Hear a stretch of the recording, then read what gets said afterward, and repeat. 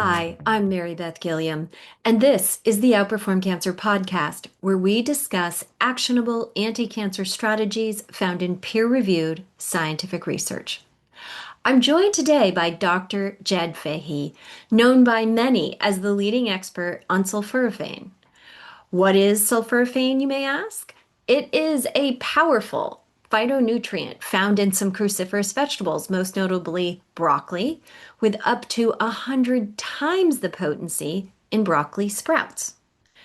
Cancer patients may have heard about phytochemicals because of research studying their impact on cancer cells, the tumor microenvironment, and the multiple pathways cancer uses to grow and metastasize. There are 5 phytochemicals known in cancer circles as the big 5 because of their cancer-fighting properties. They are curcumin, which is found in the turmeric plant, resveratrol, found in purplish fruits like red grapes and blueberries, genistein, which is found in soybeans, and EGCG, found in green tea. The last one is sulforaphane, one of the big 5. So before we go further, I want to make sure you're not fooled into thinking that just because these phytochemicals are found in plants, that they're not important. Roughly 25 to 40% of prescription drugs are either directly derived from plants or synthetic versions of plant compounds or designed based on plant chemistry scaffolds or structures. And in oncology and infectious diseases, that percentage has historically been even higher. In fact, I've found research suggesting about 60% of oncopharmaceuticals in clinical use have been designed based on plant compounds, and more than 60% of highly effective anti-cancer drugs are from plants, aquatic organisms, or microorganisms. An example of that is paclitaxel, sometimes just called Taxol for short. That comes from the Pacific yew tree.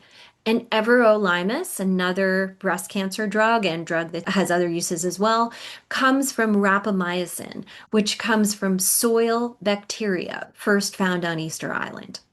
So plants are master chemists. They've been running evolutionary drug discovery for hundreds of millions of years.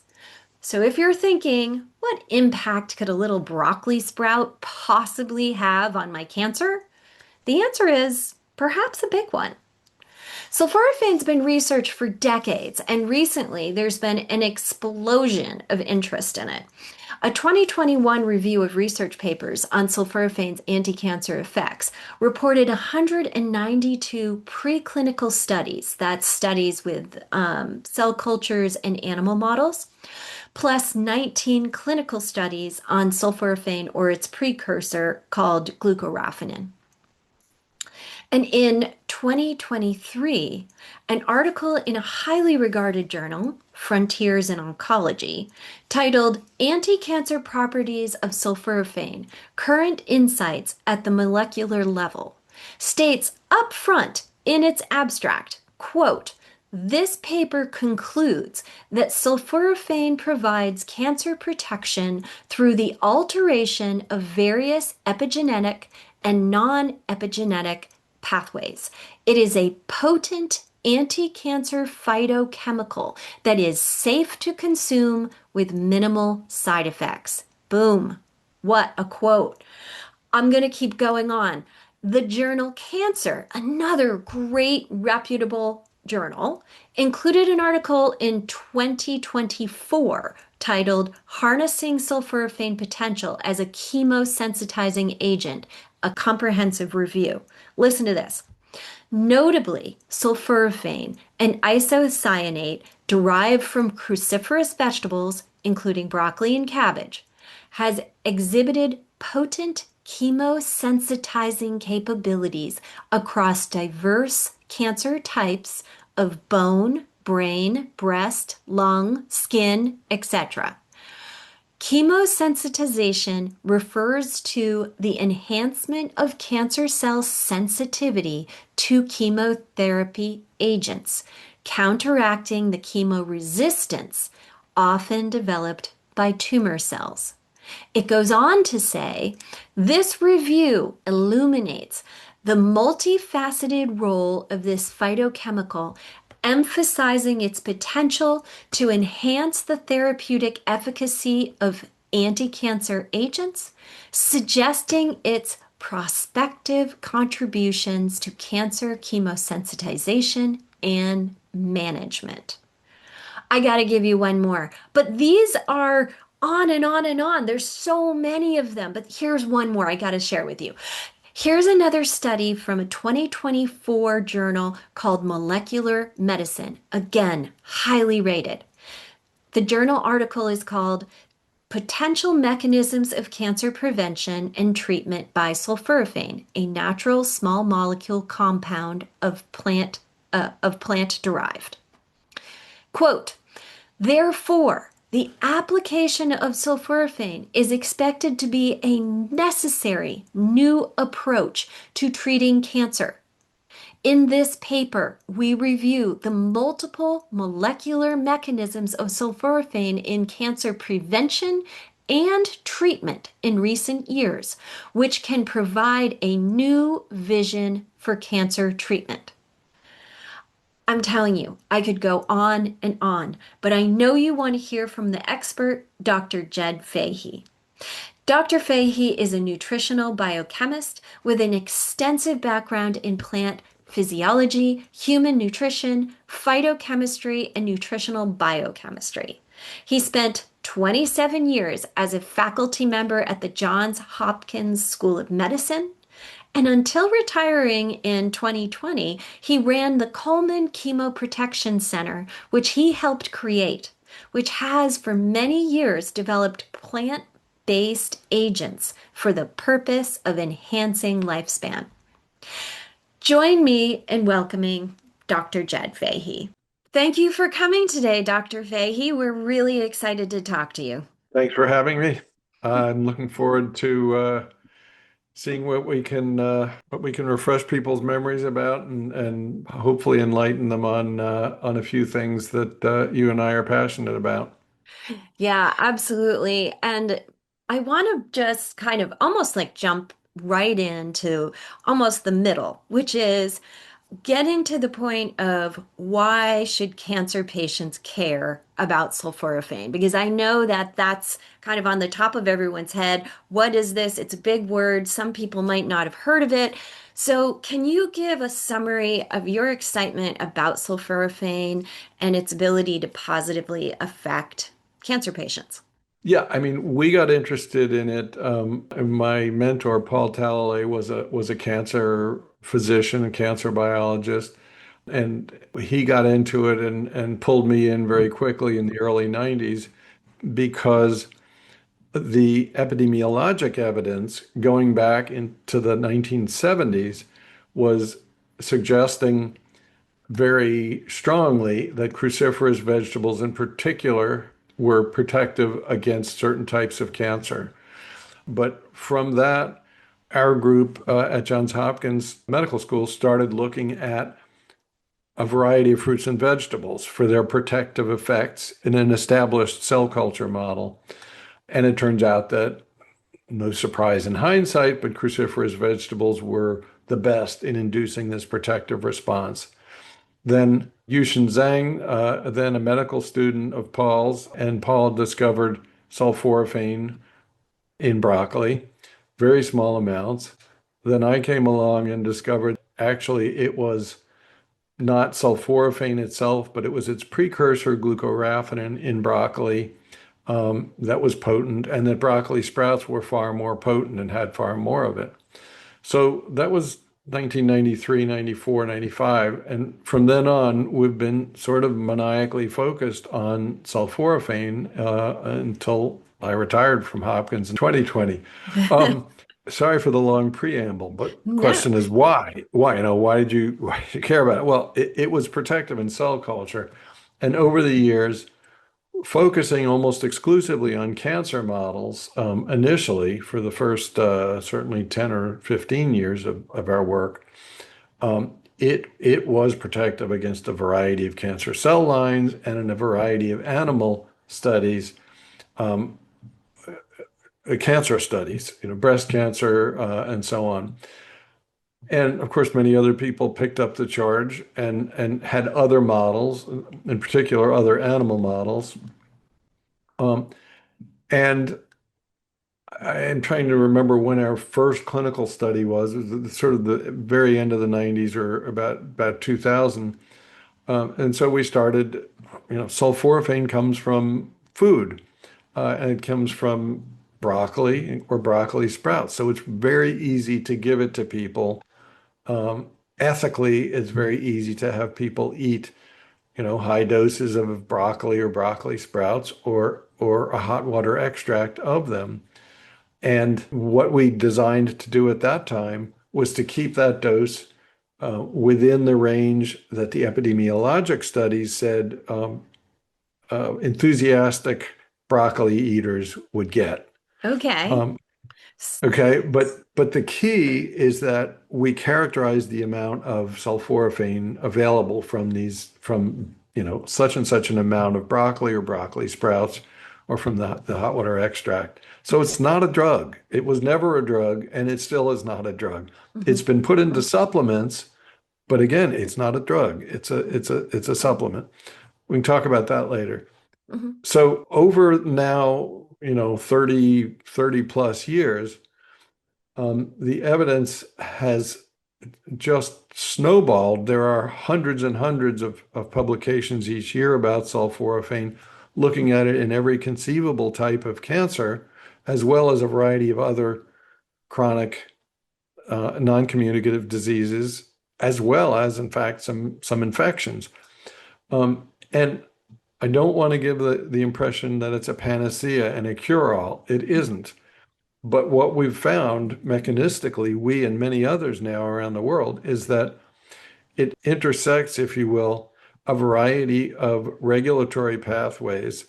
And in some cases, it downregulates them or dampens them, things like inflammation. And in some cases, it upregulates them or boosts them or elevates them. And the biggest example of that, and probably the most important, is the so-called NRF2 or NRF2 pathway, which is a major cell detoxification pathway, an antioxidant pathway. And it's present in pretty much all cells of the body, not just the liver, which is sort of the classic place for detoxification. Mhm. But since sulforaphane actually goes to the brain and crosses the blood-brain barrier, we even find that it acts directly in the brain in terms of detoxifying. Wow. And so, therefore, Yeah. sulforaphane is an absolute world-class molecule for prevention of a variety of cancers. Again, we can talk about them later, um, as well as a variety of uh, NCDs, non-communicable diseases, chronic diseases like probably diabetes, cardiovascular disease, and on, because it helps boost this detoxification and antioxidant system. How does it work with therapy and cure? Well, we have to walk a little more carefully there because as opposed to the prevention trials, and there are now about 125 clinical studies looking at sulforaphane in human beings and not just rats and mice and cell cultures. When you look at cancer treatment, as you well understand, the ethics of these trials is, well, the ethics is the same, but the way you do these trials is much, much different. And you must have people on standard of care before you start asking questions of phytochemicals or foods. It just makes it a much more difficult to do those clinical studies, extremely difficult, very expensive, and frankly, the drug companies Mm.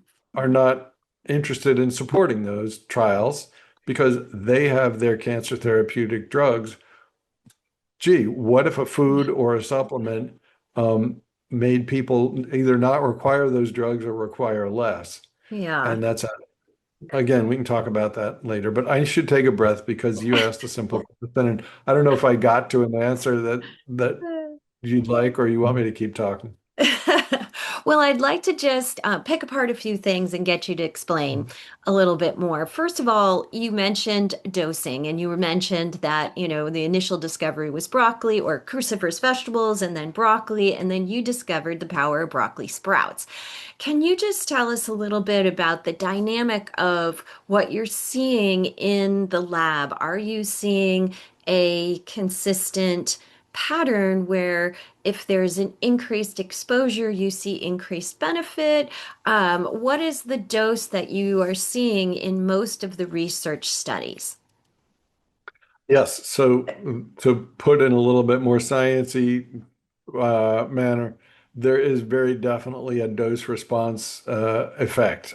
So more gives a higher response. Obviously, as with anything, be it drugs or nutrients or supplements, there's a peak, and there's a point at which you start bleeding into toxicity.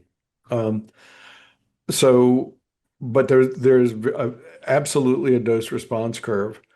What we attempted to do in our clinical studies, and everybody has attempted to do, is to keep the range of sulforaphane delivery within that, as I said, an enthusiastic broccoli eater would get. So there's so much epidemiology now there on diet and the NHANES studies and nurses' health and physicians' health study. So many of them, large cohorts in this country and elsewhere, that characterize food consumption. And so we could probably, with some wobble on the numbers, tell you, what the top 1% of sulforaphane intake is in the world, just based on self-reported cruciferous vegetable consumption, broccoli in particular. Mhm. So anyway, we try to stay within a reasonable range, that which someone the people in the top decile or the top 10% of broccoli eaters would get.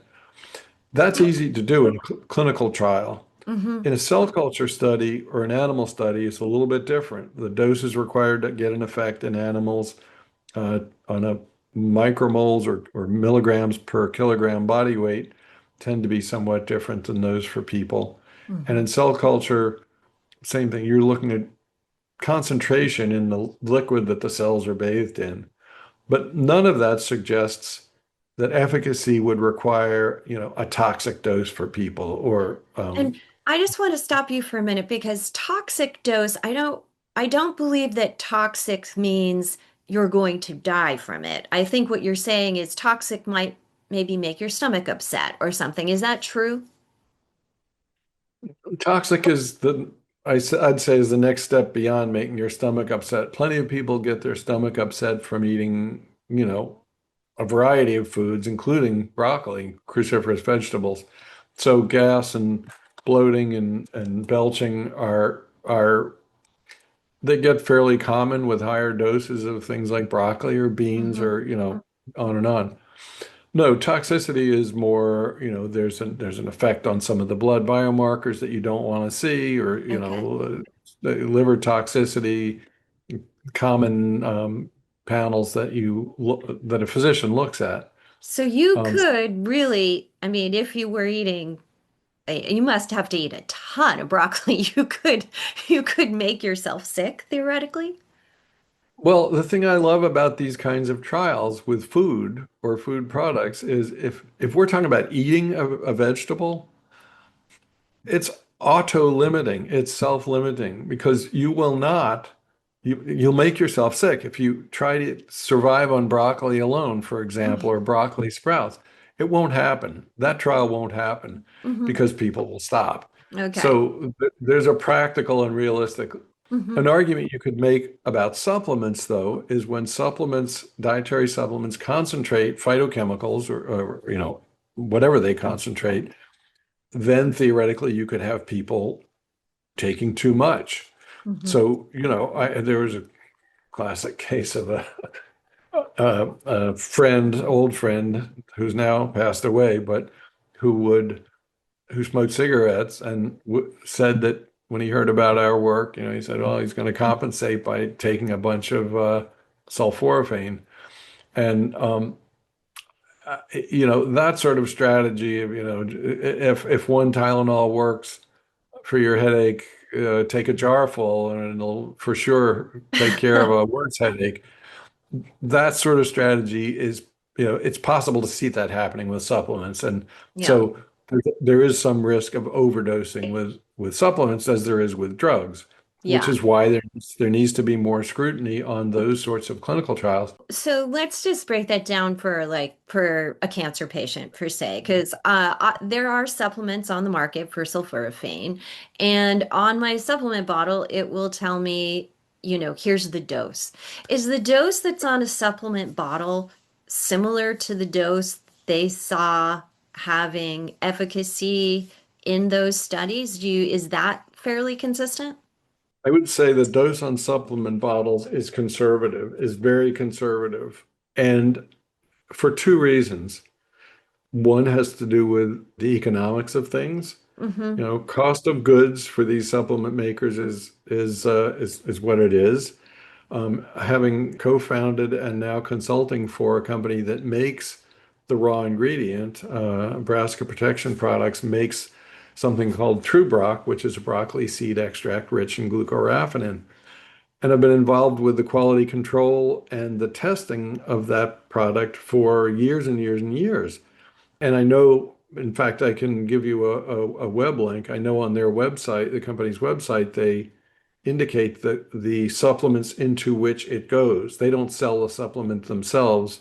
They sell to many of the big supplement makers. Mm-hmm. So that's one reason I think they're conservative on dose. There are probably three reasons. The second reason is if you look on Amazon, which is not the only place to buy supplements, but if you look there, it seems that almost all supplements are in the price range of, 20 to $40 a bottle. And a bottle has 30 or it has 60 pills or capsules. Yeah. That seems to be a sweet spot from a marketing perspective. And so clearly, in my mind, the supplement makers titrate a dose that will fit cost-wise and profit-wise and all that into that range. Mm-hmm. Is that a monopoly? Is that, no, I guess not. But Mm-hmm. it's so, I mean, it's so Market obvious. dynamics. Yeah, yeah. And the third reason is I think they're giving a rather low range. Usually for glucoraphanin, it's about 30 milligrams in many of these tablets. Um, for reasons of, they don't want to be liable when people, as I was talking about a few minutes ago, if someone says, "Oh, I'm feeling sick today. I need more vitamin C. I'll take 3 grams, or I'm going to take some more sulforaphane supplement." Right. You don't I want think them that, to overdo, so they don't give each pill too high of a dose, I think is what you're saying. I And I suspect that's what's happening, but I don't know. And Yeah, then yeah, conservative, when you say conservative, meaning that it's on the lower side. So each pill yeah, is on the lower side. That keeps profits up, among other things. Maybe helps yeah. from, helps us to help ourselves and make sure that we don't overdo. What I just want to close the door on is connecting the dots back to levels that you've used in the lab. And I understand it's different for people with mice, and I understand it's different when you translate with the epidemiology studies. And to your point, we haven't had a really good research study that's shown the levels of dosing. I guess the only thing I'm wondering as a patient myself, and as someone who actually takes a sulforaphane supplement myself, just wondering how that current conservative dose relates to the research. Is there anything you can tell us specifically about that, 30 milligram level approximately? Yeah. So, Mary Beth, I'll send you a link to one of our one of our recent papers. I'm trying to remember which one it was. Well, it's not so recent anymore. It was the both in 2019 and in 2021. We assimilated all the clinical evidence, clinical data that had been, or clinical trials that had been done to date. There were something like 75 or so then. Now there are over 125 with sulforaphane. And we have a beautiful, in my opinion, graph that shows all of the doses and highlights with green dots the ones that were efficacious or Okay. effective in these trials. Um, and the answer to your question is 30 milligrams, which is in many of the supplements, is a little bit on the low side. I think the sweet spot in the graph that I'm telling you about was more in the 50 to 100 milligrams of glucoraphanin range. Okay. And there is a sweet spot. And since we haven't talked about it directly, in broccoli or broccoli sprouts, there's a precursor compound that's very stable called glucoraphanin. It is converted by an enzyme in the body. Well, it's in your microbiome, in your bugs in your gut. It's converted to something called sulforaphane, and sulforaphane is the one where all the action happens. That's the active molecule. So I tend to use the terms interchangeably, but in supplements, we want to deliver glucoraphanin because it's stable and it is converted to sulforaphane either in the body or if you add the enzyme responsible for that conversion to the supplement, which can be done in a lot of these cases. And so, is it readily bioavailable? Because I know with a lot of supplements, that has been a problem where, you can take a lot of it, but it's just not getting where it needs to go. Does this, is this bioavailable? Sulforaphane is extremely bioavailable. Yes, sulforaphane itself. So you do have to undergo this conversion from the precursor glucoraphanin to sulforaphane. And if you give the supplement with the enzyme, the active enzyme, it's called myrosinase. We know, in fact, we have a paper that'll be published any day now. We know that the conversion happens um, up higher in the digestive tract, the small intestine, and sulforaphane is made available more quickly. Um, if you don't give the enzyme, you're relying almost exclusively on the body's bacteria, the gut bacteria. So the conversion and absorption doesn't happen until you get down to the large intestine. That's an Um, important point, I think, for yeah. patients interested in looking at supplementation because we know that not everyone's gut microbiome is the same, and not everyone may have the same level of myrosinase enzyme in their gut microbiota. So you're saying look for supplements that might have the glucoraphanin and the myrosinase in the supplement itself. I'm not actually saying that, but Oh, let's say that. okay. Let's say that. Okay, I wasn't saying that, but that's why we can say that. The thing is, it all has to do with the amount delivered. So if you Yeah. don't deliver myrosinase, you probably want to, for any individual with Hmm. gut microbiota of X, Y, and Z, you probably want to deliver more glucoraphanin, Hmm. which costs more. I You see. know, I mean, so, it costs more. You have to take more capsules, look at it whatever way you'd like. But uh, yeah, so is I it, I uh, do have another alternative to that, though, right? I mean, you're known as the broccoli sprouts guy. You've done some amazing interviews over the past years about broccoli sprouts. So if you eat sprouts, which I have in my kitchen every day, growing my own sprouts in addition to the other sulforaphane that I take. So I grow my own sprouts. When I eat those sprouts, they have both in them, right? So when I'm eating them, I'm actually getting the glucoraphanin and the myrosinase, and that's in much higher levels than broccoli. Is that correct? that's absolutely correct. It was such a setup for me that I appreciate it. Yes, you're absolutely correct. look, you started or we started the conversation on on supplements, and we hadn't talked about broccoli sprouts. I I don't know what percentage of the population eats broccoli in this country, for example. It's certainly not 100%. I don't know what percentage eats sprouts, but it's far lower than the amount who eat broccoli. So sprouts are becoming more popular again. Um, and I would love to see everybody eat broccoli sprouts because you're absolutely correct. That is the ideal way to get both the enzyme and the precursor, glucoraphanin. And it's And cheap. it's cheap. And it not only is it cheap, but you get the fiber, you get all the other nutrients, you get whatever synergies go along with, the different flavonoids and other phytochemicals, and there are thousands of them in broccoli sprouts. Um, you get all of that. You get to replace, Doritos and Coca-Cola with something more nutritious. So you won't eat as much garbage because they're filling.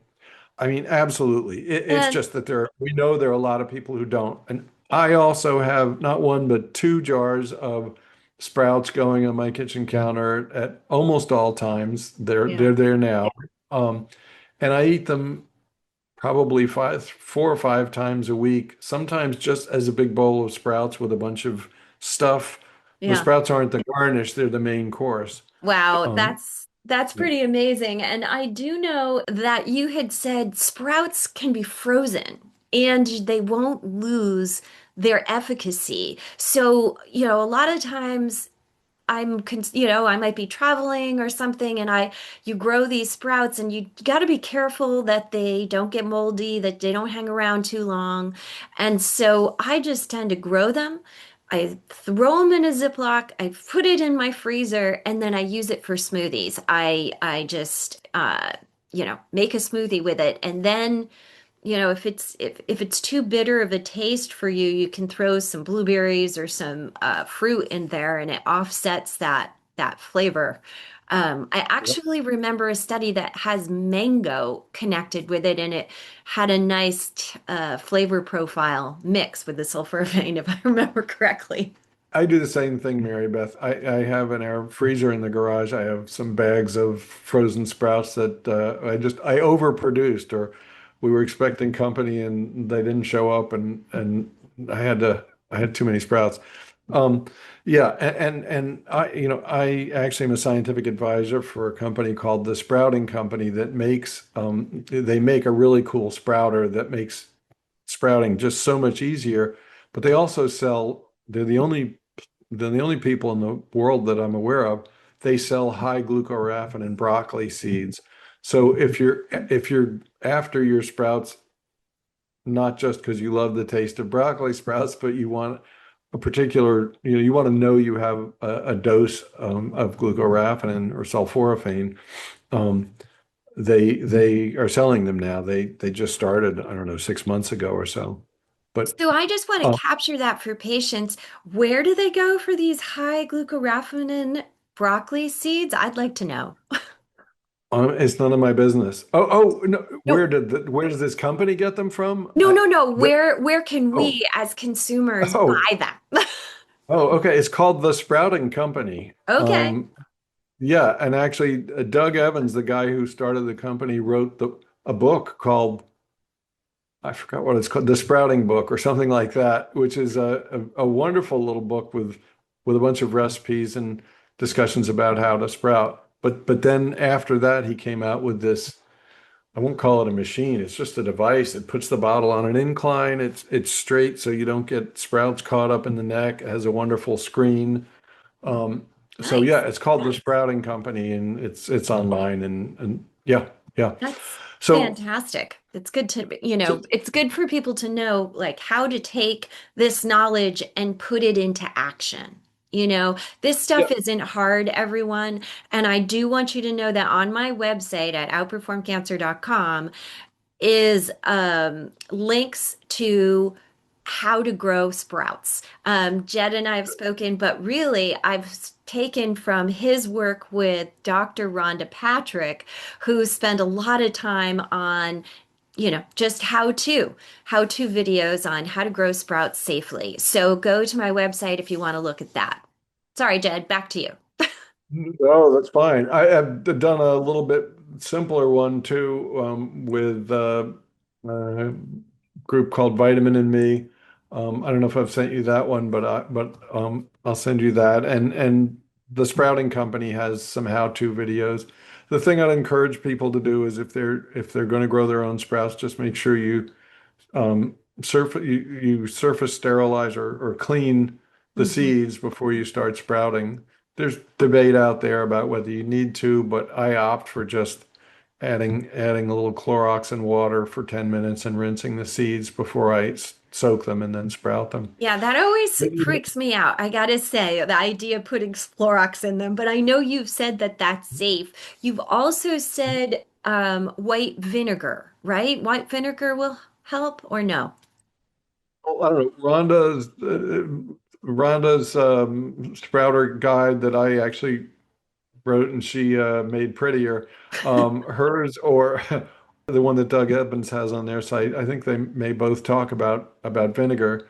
I absolutely opt for Clorox. It's proven, and you just have to rinse, rinse, rinse, rinse, rinse. So Okay. after you and you rinse it away, and the seeds are essentially dead to the world at the time you're doing that. And it's only after you've soaked them then for a half a day or 8 hours that they start to metabolize and absorb things. Oh, So okay. none of that Clorox is going in the seed. Good to You know, know. you mentioned smoothies. You're younger than me, and so you're maybe of the smoothie generation, but I never grew up doing smoothies. So I tend to like consuming my sprouts as just as the sprouts, but there, Straight up. plenty of people don't like the texture. So in that case, go for it with smoothies. Yeah, yeah. We talked about how broccoli sprouts is a much lower cost alternative to having a supplement. And I want to make 2 points. One is there is a range of cost in the supplements, and there's some that are as high as like $60 for a bottle. I have found plenty that are in that $25 range that are just as efficacious, that use the same True Brock supplement early form that you were talking about. So I encourage people to look. Expensive is not always better. Sometimes it's just more expensive. The other thing I want to do is to talk about the cost of healthcare briefly. Cancer costs are through the roof, and everybody's been talking recently about what are we going to do about this extreme cost of healthcare. There are several research studies that are have quoted the cost of what it costs when someone is diagnosed with cancer.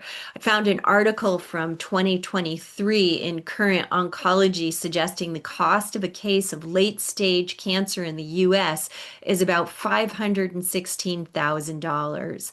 And an earlier article from 2020 in AACR's Cancer Epidemiology, Biomarkers and Prevention suggests the cost is about 60 to 100,000 per patient per year.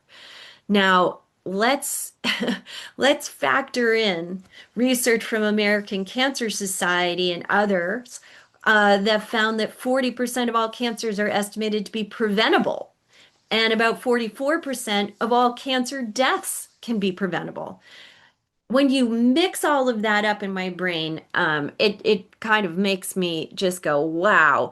Um, I'm wondering if we can think about, you know, your evidence and the work that you've done and prevention and what you've found in your epidemiology research and research of others that suggests that, maybe we can make a dent in this thing before anyone even has cancer so that we're not struggling with this, and think about the cost savings that that would create.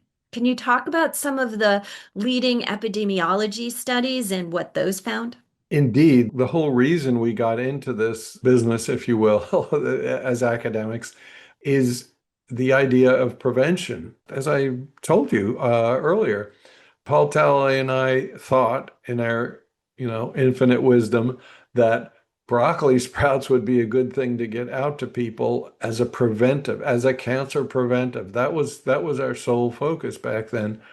And I published with my colleague Tom Kensler a paper in 2013, I think it was, in the American Medical Association's Virtual Mentor, in which we cited some figures of the cost of prevention, and we tried to estimate, our best guess of what it would cost for a diet-based prevention strategy. And that's a hard one to put a number on, but we had some help doing that. We had some other numbers. And then we as I recall, we contrasted that. I don't have the paper in front of me, but we contrasted that with, the cost per life saved of the seatbelt, mandatory seatbelt laws, and a number of other very commonly known preventive strategies.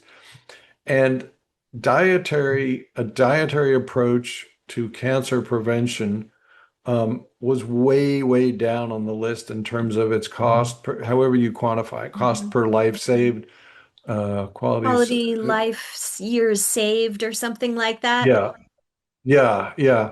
So it's, I think, very convincing that a dietary prevention strategy could be very effective against cancer.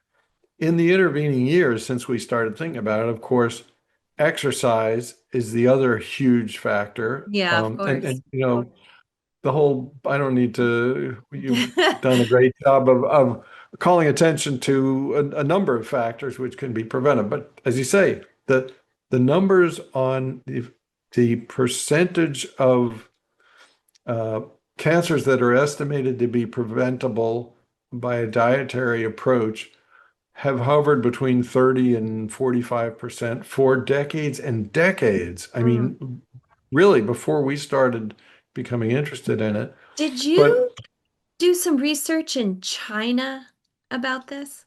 we did a number of studies in which we looked at the protective effects of a broccoli sprout extract rich in glucoraphanin and sulforaphane on air pollution. And projecting that to the epidemiology, we know that air pollution causes, I don't know how you may have the numbers at hand, but hundreds of thousands of, if not more, cases of lung cancer a year. So does cigarette smoking. Who's at risk? Well, certainly smokers, certainly side stream smoke. Firefighters is a big one. There may actually be some epidemiology on that. Um, People who live near highways, people in congested areas, people more in the north of China than in the south because they use more coal to heat with in China. And there's, as we know, there has been a lot of air pollution there. So those are the kinds of things that we were thinking of when we did our study. And yes, we found that sulforaphane was elevated the protective enzymes, the so-called NRF2 pathway, as evidenced by what we found in the blood and urine and when we took these samples into the lab. Mhm. Um, could we prove that we saved lives with it? No. That's part of the problem with prevention research, right? Right. If you're looking at preventing a disease that someone doesn't yet have, ha- what's the denominator? What's the numerator for that matter? It's very, very difficult to prove. Hmm. Yeah, it is difficult in it's a difficult thing to do to try to figure out you need long big studies in order to be powered enough to really see the difference. But I was just looking up, yeah, there is tons of research that clearly links air pollution with lung cancer risk, for example, but even beyond lung cancer, just to cancer in general, with mechanisms of action, including oxidative stress, chronic inflammation, DNA damage. And those things, oxidative stress, chronic inflammation, and DNA damage, I know are all things that you've talked about that sulforaphane impacts. Is that true? Yes, it is true. Yeah. Yeah. So there's a lot of potential in terms of kind of upside potential in driving down costs, improving our lives, and hopefully preventing cancer for many people. I mean, the 40% number that American Cancer Society used for number of cancers that could be preventable, that 40%, the factors that go into that don't even include phytochemicals. There are things like smoking risk and air pollution and things like that. But I think circling back to some of the power that sulforaphane has that you've identified, there's real underlying mechanisms at play here that make sense. Let me take you back to the very first epidemiologic study on cruciferous vegetable consumption that I'm aware of or I've cited it frequently, and that was in 1978. And this was a study looking at the effects of cruciferous vegetable consumption on colorectal cancer. And there was a dose-dependent effect. So this was all using, epidemiologic data, people being queried about how much everything they ate. And so the more cruciferous vegetables people ate, the lower their risk of colon cancer. And it was so striking that if you plotted those risks out, you came up with the fact that 2 servings a day of cruciferous vegetables equated to a 50% reduction in the risk of colorectal cancer. Wow. 50%. So having the risk just by eating eating freaking veggies of That's the right ones. amazing. Just as a frame of reference, I have triple positive breast cancer, so I'm receptor positive, and one of the drugs that I take for that is called anastrozole. It's a very common aromatase inhibitor that many breast cancer patients take. So that drug reduces my risk of recurrence by 46%. So, just in terms of risk reduction, I want people to understand that a 50% risk reduction in cancer is a huge number that rivals many drugs. Absolutely. And I would argue, and this is the argument that I used when I first became interested in the preventive powers of sulforaphane or phytochemicals in general. We can argue that if we as a community are effective in getting people in general or people specifically to eat more of a certain compound, let's say broccoli, if we affect a 1% change in prevention, globally or nationwide, that's still a hell of a lot of lives saved Yeah, potentially. So it's worth, is 50% reduction a good, brass ring to reach for? Sure. But even a small reduction, if it's real, would be immensely satisfying. And again, it's part of the problem with doing prevention research. I'll never know. yeah. Even if I live twice as long as I'm going to live, I'd never know. It's very difficult to quantify. I do Um, have a little case study, though, I will tell you about, which is interesting. So there's a woman named Terry Palastro, and she is a HER2 positive breast cancer patient that I've met. She does a lot of patient advocacy work. But what was interesting to me is I was asking her to tell me about all the things that she does that are, you know, that she thinks helped her longevity because she is over 22 years cancer free, even though she's a metastatic breast cancer patient. So, metastatic breast cancer patient, 22 years cancer free. And I was saying, do you do this? Do you do that? One of the things she goes, oh, I don't really do anything. I don't do anything special. But when I started asking her, she does. And one of the things I asked her is, do you eat a lot of broccoli? And she said, oh, I love broccoli. I eat it every day. I'm Italian. I eat it with pasta. But she made a point of saying she eats it every day. She loves broccoli. Anecdotal, I know, but here's someone that I aspire to be, right? I'm 5 years cancer-free from my metastatic disease. And so I aspire to her at 22 years. And I thought it was very interesting that she is a big broccoli fan. There are a lot of such stories, and yeah, it does your heart good to hear them. I want to go back to something you said earlier. You mentioned mango, and when we're talking about the taste of broccoli. So interestingly, one of our earlier studies with broccoli sprout or broccoli sprout extract, that we were looking for something to pair it with to give to women who were undergoing breast reduction surgery, and the study was going to be looking at biomarkers in the breast tissue that was removed. And this is a study a colleague at Hopkins was doing, and a number of us, all PhDs with a lot of lab experience, but no experience tasting foods critically. We had a conference room table and spread out a whole bunch of things, and we're mixing and matching, and we decided on mango juice. And so she used mango juice in her trial, and this was an American trial. These were American women, and they loved it as a masking agent for, yeah.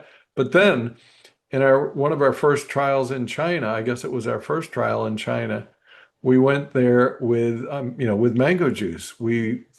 Wow, immediately people were turning up their nose. I think it led to a problem with recruitment. They hated it. It was too sweet, I was going to say different cultural flavor attitude. profiles. Too sweet, too sweet. So we modified things. In the next trials we did, we found that pineapple juice with a little bit of lime juice actually was a great masking agent that worked in China.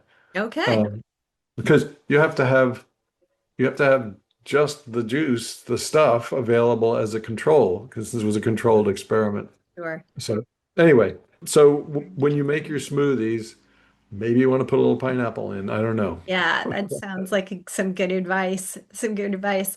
So, I know that you've done a lot of research with sulforaphane and looking at um, what happens with cancer cells. Can you talk a little bit about sulforaphane's ability to inhibit metastasis? Because I know that a lot of doctors will say nobody dies from cancer, they die from cancer metastasis. And if cancer never metastasized, we wouldn't really have a problem. We can cut it out, we can radiate it, we can do things to manage a spot of cancer when it's local. It's when it is not local that it becomes a really big problem. So, does it have any impact on metastasis? Um, I I believe the answer is yes. I cannot cite you clinical studies that prove that, but we know in animal models and cell cultures, I mean, some of the needle movers, if you will, on the anti-cancer effect, in addition to NRF2, which I want to come back to, but the HIF1 hypoxia-inducible factor, which helps cancer survive in hypoxic environments. Um, by promoting blood vessel growth and which is also called angiogenesis. So sulforaphane inhibits this HIF1. Sulforaphane inhibits HDAC or histone deacetylation. This is the has to do with opening the chromatin structure and allowing enhanced gene expression. There are effects of sulforaphane on MMPs or metalloprotein matrix proteins. It downregulates some of the key such proteins that are very much involved in metastases. A lot of these proteins have to do with the cell-to-cell contact and the adhesion of cells. Um, and I mentioned that the NRF2. There is a concern that's been articulated about upregulating NRF2 if you have active cancer. What I've been led to understand, what I know is true, is that the number of cancers that actually have a mutation in, it's called KEAP1. It's a chaperone protein for NRF2. Too much information, I know, but the number of cancers that have that mutation, which allows NRF2 to become constitutively activated, is is probably only about 1%. So, there was a question of, well, if you've got really active NRF2, is that protective for the cancer cells? And it probably is. I mean, I'd say almost certainly it is. Um, However, even in those cases, adding sulforaphane is not going to move the needle, because if NRF2 is upregulated constitutively, there's going to be so much of its upregulation that sulforaphane isn't going to have an effect. And sulforaphane is also active against, selectively active against cancer stem cells. In fact, we've just done a paper looking at synergies between sulforaphane and other compounds, drugs, and phytochemicals. And these cancer stem cells are, by I think most people, considered sort of the root of cancers and the persistence of cancers after therapy, and causing relapses by initiating new tumors, metastases. So they're crucial targets for new cancer therapies. Most conventional chemotherapeutic agents can't target these cancer stem cells once they enter a quiescent state. Once they stop it, because I should back up and say these cancer stem cells can be very active and do their damage, cause metastases, but they can also remain quiescent. It's sort of like what Oh. happens with HIV. You have maintenance levels that are in your body someplace, and unless you get rid of every last one, you're not in the clear. But So this quiescent meaning dormant or meaning sleeping. So not sleeping. Yeah. active, just kind of present, but not causing anyone trouble. And so Yep. they can lie there and wait for long periods of time. Yep.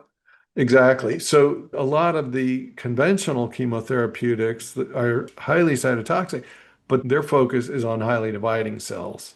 So they're not going to touch, theoretically, as far as I know, the quiescent or dormant or sleeping cancer stem cells.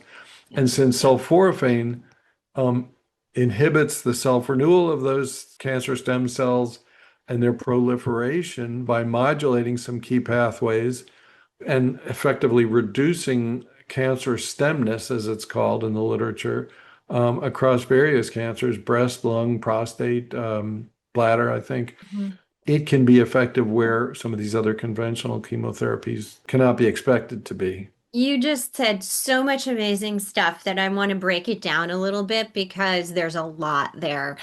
So, first, you were talking about the fact that we don't have evidence to say that sulforaphane specifically inhibits metastasis. But what we do understand are the pathways that cancer uses to metastasize are indeed pathways that sulforaphane impacts in a positive way. So you mentioned what some of those pathways were. I just want cancer patients out there to understand. It's you may not know all of these terms, but the longer that you lean into this research, you'll start to hear some recurring pathways that are common for cancer. And Jed, you were talking about several of those. So we can't say it inhibits metastasis directly. We don't have that research yet, is my understanding, but we do know the pathways it impacts, and um, and we do see that association. Is that right? Correct. Correct. What I can't promise you is that there are no, there may well be, in fact, I think there probably are some studies looking at the impacts of sulforaphane on metastases in an animal model. Okay. I can't summon it to mind right now, so I don't want to say there are, but not in people. Okay. Um, but And yes, the pathways that are impacted, and especially as it relates to cancer stem cells, absolutely, all signs are very positive. So, also for cancer patients to understand, a lot of cancer patients might have an initial localized cancer. I myself had a stage zero, sometimes called DCIS breast cancer, that was super early stage, and I had surgery to remove it. And they told me, you know, I was essentially cured. There was a less than 1% chance that it would return to go off and live my life, which I did. And 13 years later, 13 years, I was diagnosed metastatic. So, in those 13 years, what the scientists believe is that there were cancer stem cells from my initial cancer that were lying dormant, that weren't bothering anyone or doing anything. They were moving very slowly or not at all, just sleeping. And then something woke them up. And when that happened, the cancer spread. And then I was diagnosed with stage four. So when you talk about cancer stem cells, these dormant or sleeping cells, it is important if we do have a tool to help mitigate that or get rid of those cells, because that is such a threat to our longevity as someone who's had cancer. So you're saying that sulforaphane affects the pathways or affects cancer stem cells and may affect their ability to progress. Is that true? Yes, absolutely. And again, this is the result of many preclinical studies, but I mean, there are the titles of some recent papers in the last 3 or 4 years. Sulforaphane, an emergent anti-cancer stem cell agent. Sulforaphane suppresses bladder cancer metastases. Another one, sulforaphane suppresses metastasis of triple negative breast cancer. Now, I haven't opened them. Well, this one's in Nature. It's not a clinical study. It's a preclinical, but there's a lot out there. Yeah. And I mentioned a number of different pathways, and certainly any of these papers probably will talk about them. So, yeah, again, it can sound like it's a panacea, but if you list all the genes that are affected, it is quite impressive. You're, you're hitting a lot of the key things that we need to be hitting if we're going to try to beat cancer. I do Yeah. want to also go back to one thing that you said earlier, because it's the one thing that has kind of almost a cautionary note. And so while we're showing all of these positive things that sulforaphane can do for us, there is one thing that patients need to be aware of. And you were talking about this. If you have a mutation in KEAP1, then and the number of that you were mentioning, the number of people who have a mutation in KEAP1 is very low. So very like less than 1% of all cancers. But if you do have a mutation in KEAP1, then is it possible that sulforaphane may not be a good choice for you? I'd say it probably won't make it may not make much of a difference. I think the reason I brought that up is those who have a mutation in the NRF2 pathway have constitutively upregulated or over churning NRF2, and probably far over and above what could be achieved by dietary or supplement means. So uh, Okay. I think, look, I think caution. Um, I think caution is necessary with any supplements, including sulforaphane. Do I think you should talk to your physician before adopting a supplement regime if you have active cancer? Yes. Am I disappointed and sad that more physicians don't know more about diet and cancer? Oh yeah. Oh yeah. Very, very sad about that. Hmm. So asking your physician many times, and look, I'm not dissing the medical profession, but asking your physician many times, about a dietary approach or a supplement approach, you're going to get a knee-jerk reflexive reaction. No, it could be dangerous. It could be Right. bad. Yeah, I've Um, experienced that. I'm sure you have. And so, you can argue that a supplement approach could be bad because, yeah, if you get lousy supplements that were made without quality control and third-party checks, um, you might be taking something that's contaminated and on and on and on. But what I'm sad about is that physicians don't know more about the modes of action of, handfuls of phytochemicals. There are Right. dozens of them that are of interest here, and even less about the effects of dietary approaches where you're getting this wonderful cocktail of preventive, protective Right. foods in whole foods. Right. I mean, Right. so I So, mean, you can, yeah, we can go on and on and on about that, but yeah. but but Right. yes, you Well, should you should think carefully about any supplement strategy. But mhm. I think the risk, I mean, look, if you go back to the dietary epidemiology, um, uh, the fact that people who ate more broccoli and eat more broccoli get less cancers, that's a big deal, I think. It's a big deal. And that's all we're talking about when we're talking Yeah. about supplementing or dietary approaches. No, I think I'm finally understanding something, which was what you were saying about the Keep One and the NRF2. I think I was missing this before. So what you're saying is this very small number of people who have this mutation in NRF2, it's a mutation where NRF2 is already upregulated, meaning it's already, for some reason, in the tumor microenvironment or in your body, your NRF2 pathway is going double time or triple time or quadruple time. And so it's upregulated. And so That's right. the Yeah, cancer, yeah, yeah, yeah, yeah, yeah. yeah, in the Yep. cancer. So you're saying that if, is there some concern that adding sulforaphane, which already enhances NRF2, could maybe be more fuel on the fire?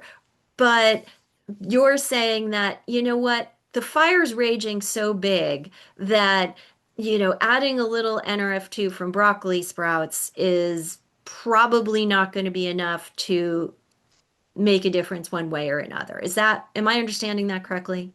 Yeah, there's another reason I brought it up because back many years ago now, when people first started looking at these upregulated NRF2 tumors, and this was there.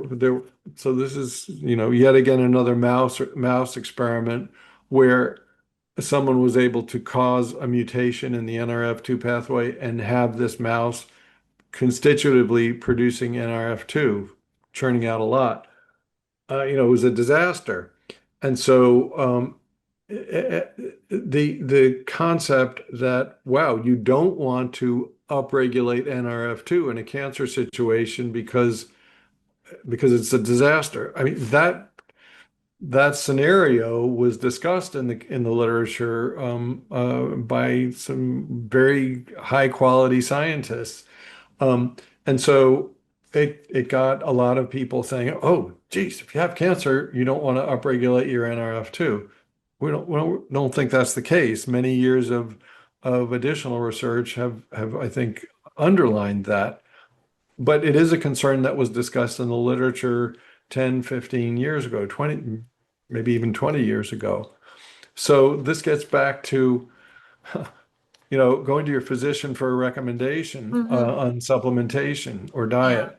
Well, um, many of them, of course, go to their drug book in the pocket of their lab coat. But if some of them have had um, education on diet and phytochemicals, they may have been made aware of these papers, these discussions. Things have changed since then, Hmm. in terms of the sort of consensus, scientific consensus. It's interesting because I see. there's a lot of frustration from cancer patients that they read something and it appears to contradict itself, right? Like, so, two different studies seem to have completely polar opposite views of something.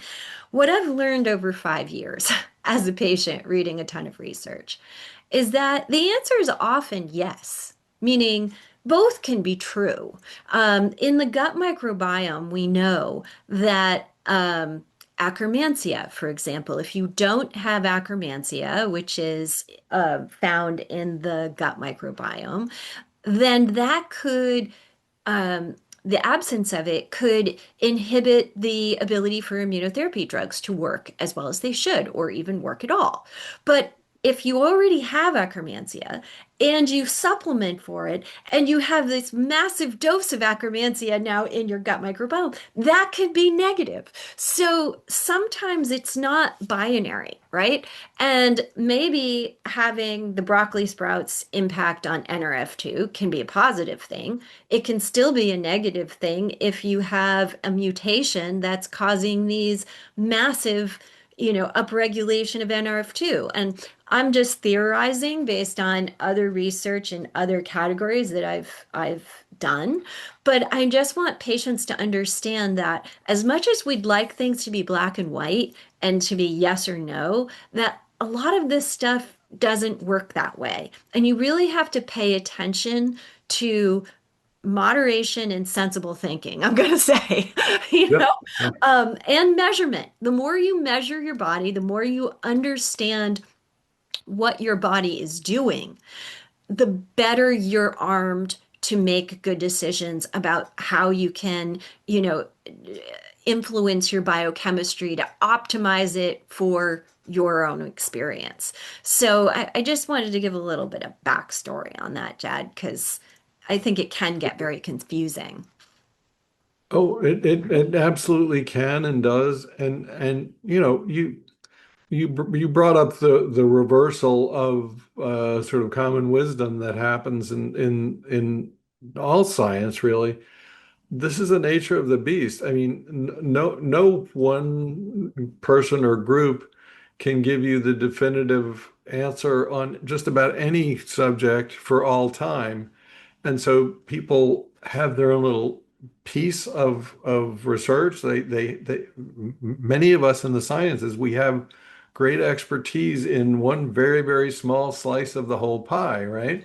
And so we publish on that. Mhm. And over time, if that idea or that research has legs, other Mhm. people do similar studies and confirm it, confirm what you said, or not. Yeah. And importantly, sometimes not. And so the consensus evolves over time. You'll see all sorts of, Mhm. in fact, the literature is, I think, plagued with review articles now, and I'm guilty of that too, since I stopped having a lab to play in. But you sort of look to review articles to assimilate the information that's out there. And then, as things progress in the sciences and especially in cancer research, then you start to see clinical trials, not just animal trials. Mhm. And then, you may see small clinical trials. We've done many of them. And then you may see larger randomized controlled trials. Mhm. And then after a number of randomized controlled trials have been done, you start to see meta-analyses, which is people taking um, various trials that have been done in slightly different ways and trying to make sense of them and come up with a consensus number Yeah. statistically. So, So, yeah, it's so always an let's evolution. wrap that thought up in, the evolution of where we are right now for sulforaphane. Because ultimately, every cancer patient's going to be thinking to themselves, is this something I want to do or not? Should I be eating broccoli sprouts or not? And we're, I believe, in a point in time where there have been the strength of evidence is there to suggest its benefit in general, as a food, especially. Is that true? Yes. Period. Period. Yes. Yes. Yeah.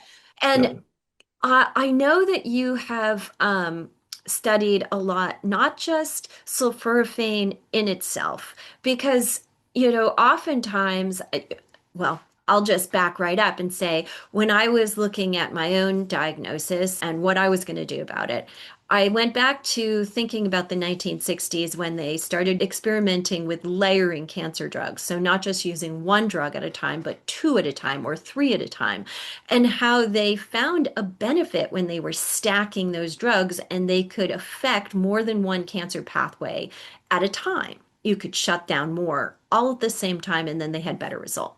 So I started thinking about that for myself and was thinking, gee, what if I was to layer on other strategies too? So what if I improved my diet? What if I improved exercise? What if I did all these various things that I could do to try to make myself as immune as possible to cancer metastasis and recurrence? Um, what do we know about layering sulforaphane with current cancer drugs? Does it work synergistically? Can it benefit us in conjunction with some drugs?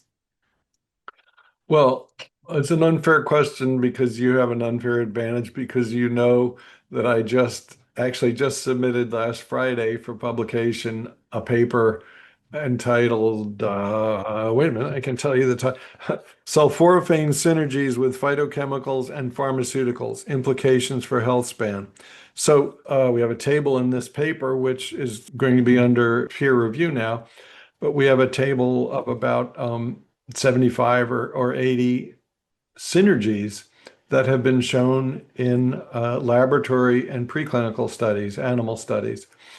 Um, and indeed, there are very many cancer drugs that sulforaphane synergizes with. What's important about synergy with pharmaceuticals, with cancer drugs? Well, as we know, cancer drugs, especially the classic chemotherapeutics, can be terribly toxic to the whole body, cause a lot of side effects we don't want to see, you don't want to see.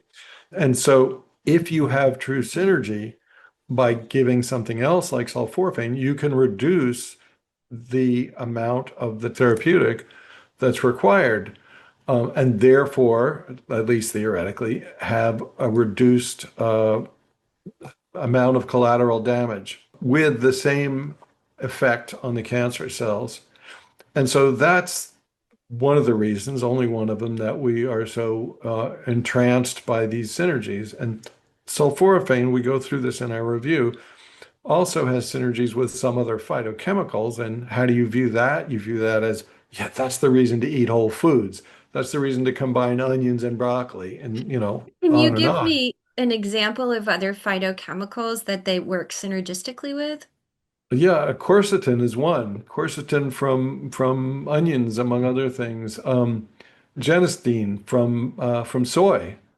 Um, those are two very well-known ones and that have a lot of research behind them. Yeah. I'd like to use this question actually to back into something else that you and I have talked about. So what we have is a review of a whole bunch of papers, as I say, 80 or so. I think we have a couple of hundred references in this paper of sulforaphane synergies. Are there any clinical trials in that whole mess? No.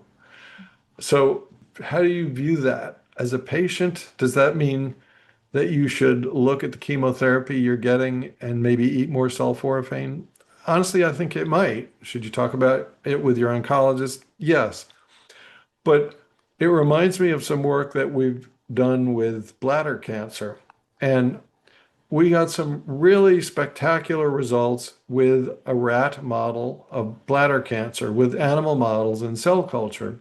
But to this day, there is still no, and this was 15, what was it, 15 and 20 years ago. To this day, there's not a clinical trial looking at sulforaphane and bladder cancer. And the reason is it's very intrusive to do those kinds of trials because you have to do a cystectomy and take samples from the bladder again and again and again and take biopsies. And most people who have bladder cancer have been intervened with so much already that we started a trial and it was impossible to get. I think we had one or two recruits, but it was Mhm. impossible to get the number of subjects to continue the study. And it hasn't been, attempts haven't been made to repeat it thus far. But what we showed with broccoli sprout extract is a dose-dependent inhibition of multiplicity, of size, and of progression of bladder cancer by giving this sulforaphane orally. And the concentrations of isothiocyanates, so sulforaphane is metabolized into a number of compounds, but the concentrations of this, all of those compounds together in the bladder, in the urine, was 2 to 3 orders of magnitude higher than those in the plasma or the blood. And the take home there was, yeah, of course, sulforaphane is absorbed by cells, rapidly metabolized, excreted as these various metabolites. When it's excreted, where does it go? Excuse me, not to the hair, not to Right. the fingernail. It goes to the bladder and it gets Right. voided from the body. So it made so much sense that the epithelial tissues, the inside lining of the bladder, was an ideal place to look for sulforaphane-based cancer prevention. And it works incredibly well in an animal model. But again, so I'm saying Yeah, this so because, we need, what if you're a bladder cancer patient? yeah. Should you be taking a sulforaphane supplement or broccoli sprouts? I'd say absolutely, but I can point to zero clinical trial evidence to Mhm. support what I said. That's right. And Jed, I know you're a PhD, not an MD, so we always want people to go talk to their doctors. But I have a few statistics from that work that you did that blew my mind that I just want to replay for some patients. Number one is that cigarette smoking accounts for about 50% of bladder cancer, which I did not know. Other important factors include occupational exposures that are specific to aromatic toxins. So, like breathing in toxins. I'm thinking about nail salons, hair salons. So, just kind of keep that in mind, everyone. And that the risk of recurrence for bladder cancer is about 50 to 60% for grade 1 and grade 2 tumors and 80% for grade 3 tumors. So, what that means is that if you do get bladder cancer, there's a high percentage of people who actually go on to have an advanced stage of bladder cancer. So, here is a potential anti-cancer strategy that is inexpensive. And as Jed was just saying, there's a lot of reasons to think that it will work and that it will get to the bladder to be able to be efficacious. And here is a particular cancer that really could use some extra help, right? That's that really could benefit. Yep. Yep. Well And put. Well put. the fact that half of it's from cigarette smoking is kind of interesting to me because one of the things you've talked about is how well sulforaphane detoxifies the body. Is that true? Yes. And so, cigarette smoking being toxic, as well as all those, hair salons, nail salons, all breathing in all that toxicity. It's interesting that you chose bladder cancer as a place that you thought had a lot of promise. Yes, I agree. And back to the point you just made, one of the clinical trials I've been most intimately involved with is the series of them that we did in rural China. And we were looking at the effects of first aflatoxins from food, but then air pollutants. And what we found, among other things, was that benzene, I think pretty much everybody, even if they're not scientists, sort of get that benzene is not something you want to be breathing in. It's a Hmm. it's a carcinogen. So, but benzene is present in air pollution, and we found dramatically enhanced levels of benzene conjugates in the urine in study subjects who were on broccoli sprouts, who were taking a broccoli sprout extract. So And this that signifies that it's flushing it out of the system then? exactly, sorry. Yeah. So these conjugates are not, so it wasn't benzene that was coming out in the urine, and we saw it in the plasma also.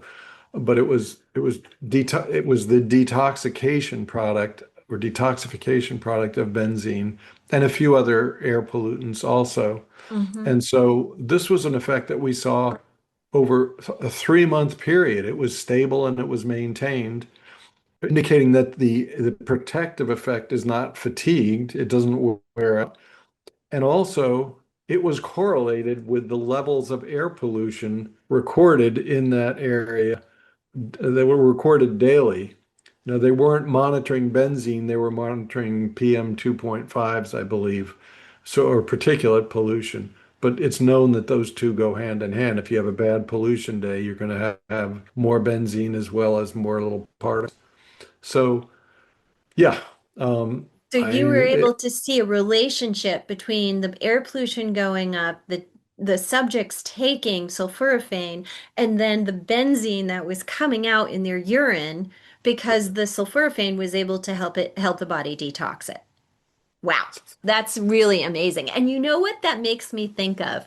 You sent me something timely and just that blew my mind, and that was about GLP-1s. And I'm wondering if you could just talk a little bit about that because that has to do with our abilities, our body's ability to detox as well, and maybe sulforaphane can help. hugely, hugely. And I don't need to talk about how popular GLP-1 agonists are now in the popular literature. Um, so when you lose weight, let's just say, with the example of GLP-1 agonists, it would be rapid weight loss or relatively rapid weight loss. What happens to the fat? So you've got fat tissue, you're losing it. Um, you don't get, I'm being a little bit gross for a reason here. You don't get globs of fat exiting the body.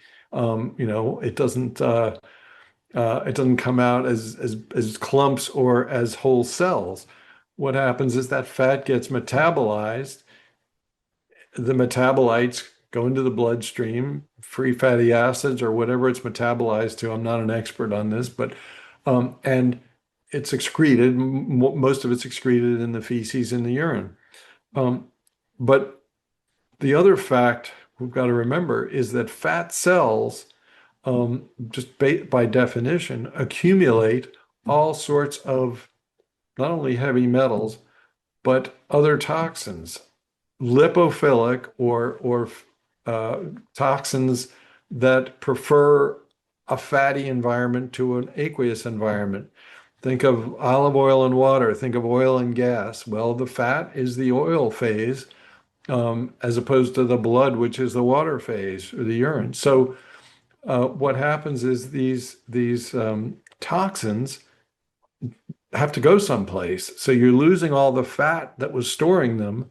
And we're talking about pesticides. We're talking about BPAs. We're talking about forever chemicals. We're talking about all sorts of nasties that you happened to get in your body, and some of them accumulated in fat, and over time, more and more and more. So anyway, they're all leaving the body and having time through blood circulation to have a very negative effect on the body. But by enhancing your detoxification ability with a supplement of something like sulforaphane, um, you then enable yourself you then protect yourself against some of the downside of losing weight quickly. It's not fully appreciated. We're starting to see people recognize that in the literature, but this is a prime opportunity for something like for a dietary intervention or supplement intervention with sulforaphane. Absolutely.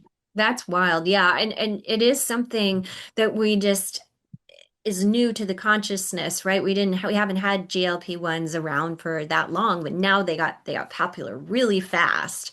And I've seen people, the pounds just melt off really quickly, and our bodies are meant to detoxify themselves. But when it's moving that quickly, I would imagine that having something like sulforaphane to help the detox could be very beneficial. And this is something where, again, I'm not being too negative about the medical profession, but perhaps our system of medicine.